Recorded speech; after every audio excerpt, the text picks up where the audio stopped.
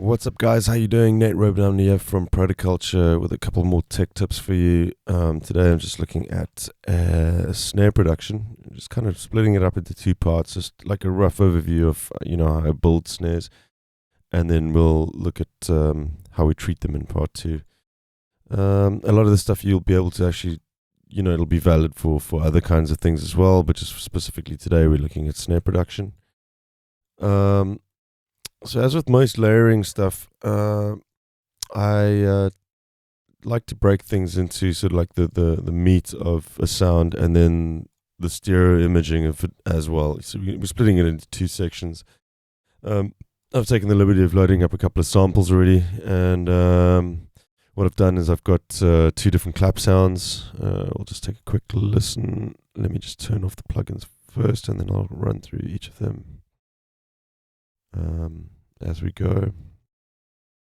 I might in some cases do a little bit more EQing and compression than I've done here, but just trying to highlight a few techniques. So the claps, there's one there. The claps will generally kind of form the stereo field, just kind of widen stuff up a little bit. Sometimes I'll do that with a snare as well, and then this would be the sort of body of the snare. Something that's quite rich with frequencies around 600 and maybe a little bit up, into the sort of 1-2K range. This snare was also just to increase the sort of stereo body of the it's got a nice sort of reverb tail, which we'll add to as well. So just a quick overview of the plugins that I'm using. This I highly recommend. It's part of Vengeance Producer Essentials effects bundle. It's not very expensive, and it's a really handy little tool. It's very simple. You just whack this on somewhere. I'll bypass it first. And we'll put it on, and essentially what this is doing is you have a dial here to set your delay for the right or the left channel. You also have a stereo and mono level mix, which is basically just MS volume faders, basically, and a mix dial in the middle. You should be able to hear there's quite a big difference in the stereo field there now.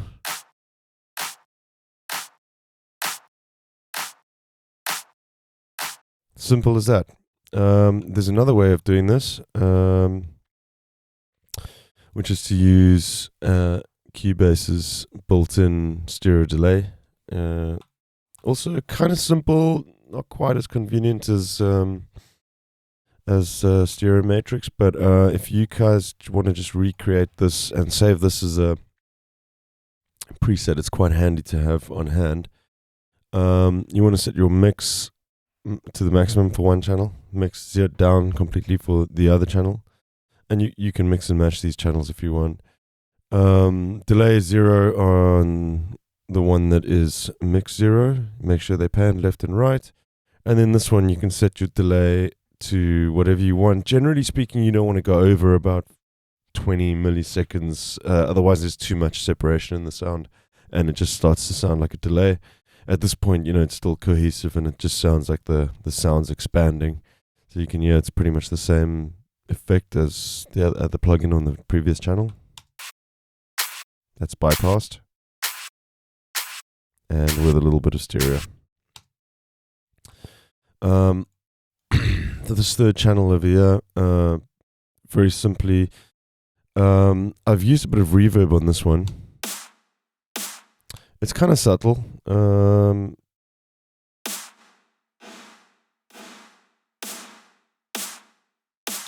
But it's got a bit of stereo info going on there, which is just kind of making it a little bit bigger. But what I'm doing is I'm actually using the compressor after the reverb in the chain.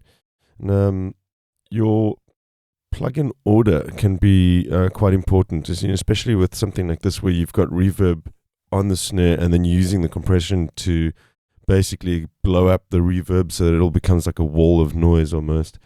You'll hear the difference now.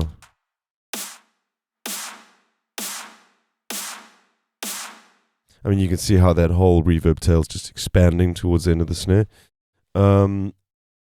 It might be a little bit long, but in this case, I'll usually just top and tail the samples once I've finished working on the whole sound. So we'll just treat them as one when we're all done. So I think